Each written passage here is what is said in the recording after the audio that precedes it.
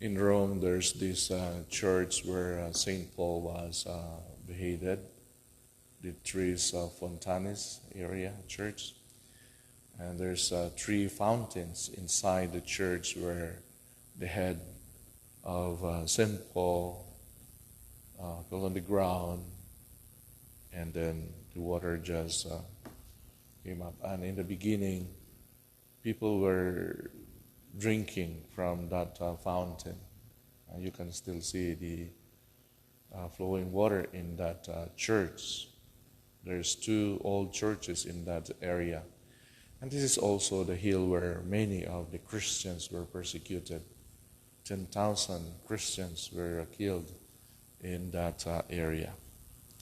Now it's a beautiful, I think it's a monastery outside the wall of Rome. So today we commemorate the Christians, all those who were persecuted under Emperor Nero after the destruction of Rome. That was in the year 64. So during that time, that era, the Christian faith already reached Rome. Rome was considered as the center of the civilized world. And the first Christian capital of the empire, where many Jews were converted and who had come across the faith in Jerusalem and in some in cities in Asia Minor that had been evangelized before by St. Paul. So the faith was passed on from friend to friend, from one relative to another relative in about year 43. So by year 64, there were already a lot of Christians in Rome.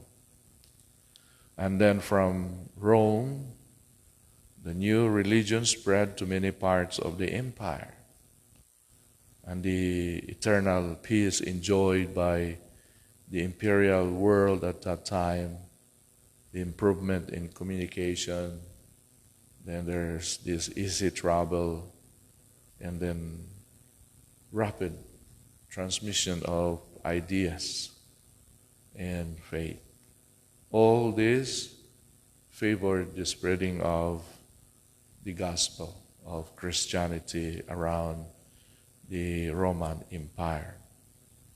Though it is difficult to describe the process of conversion, their experiences, and how people embraced Christianity that time.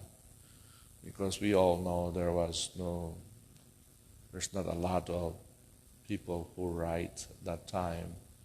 And so it was just handed over mostly by tradition, by mouth to the next generation. For its conversion, we considered it also as a grace from God. It's a miracle how the grace of God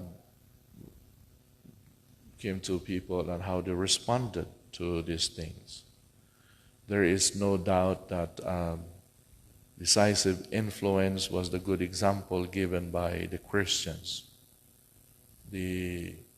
How we grow because of the love for one another, helping one another. There was charity, acts of mercy, and love for all those who embrace Christianity. And the act of the apostles has left us a delightful account of the hospitality shown by the Christians in Rome. And it tells us how the welcome given to Paul when he was brought as prisoner to Rome. And the brethren there, St. Luke informs us, when they heard of us, came as far as the forum of Appius and the three taverns to meet us. On seeing them, Paul thanked God and took courage. So Paul was strengthened by this fraternal charity shown to him by the Christians in Rome. And so we can examine ourselves today to see whether, like those first Christians, we too give good example to all those that we encounter in this life, to all those that ask for our help. Do we edify others by our sobriety, by the way we spend our resources, our finances? Are we responsible to all these obligations that are given to us in the community, in work, or at home?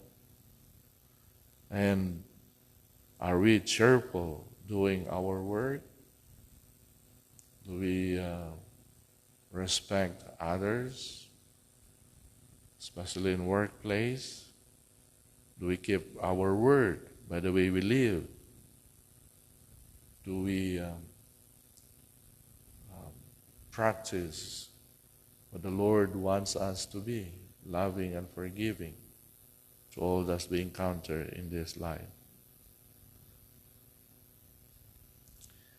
You know, today, the testimony of the first Roman martyrs, whose execution was the result of the burning of Rome in year 64, where it was blamed to the Christians.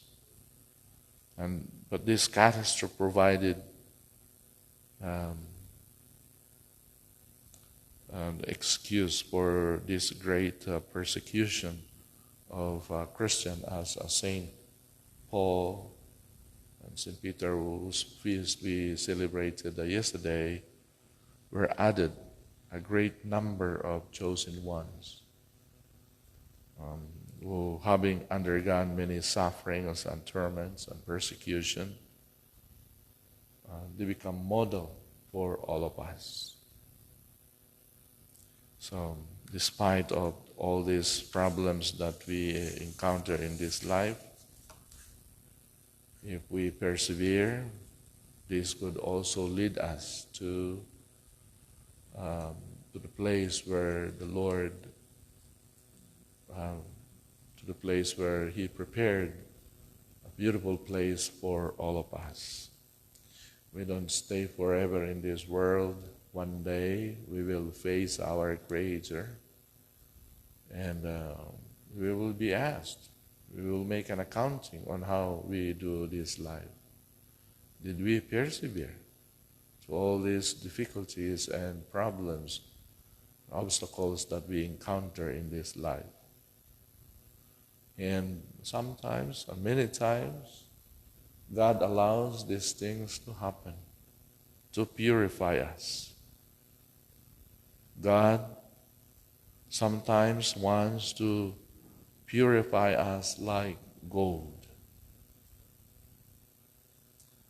And as we know, fire cleans the gold from the dross, freeing it from impurities, greatly enhancing its value.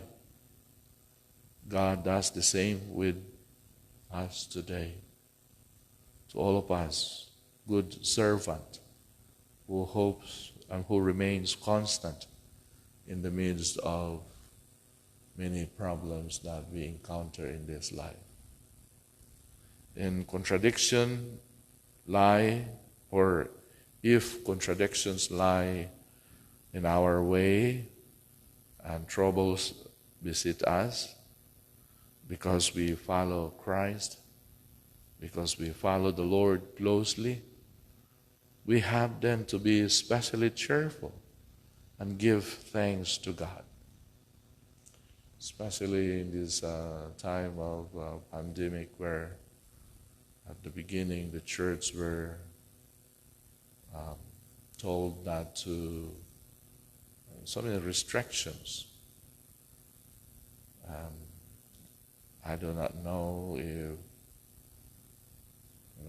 maybe in the future we will reflect on these things, and maybe many would say, I hope I did not really stop going to Mass. Probably today many would not understand why we have done all those things, crazy things. And in spite of all these difficulties and problems and obstacles, even slander, infamy itself, and outbreaks of persecution, because to these modern times there are still countries who still persecuted Christians. Our first brothers and sisters in Rome, young and old, who were persecuted, did not fail to carry out their mission. They become our models of faith, that despite of many of the persecution, they did not give up their faith. They persevered to the end.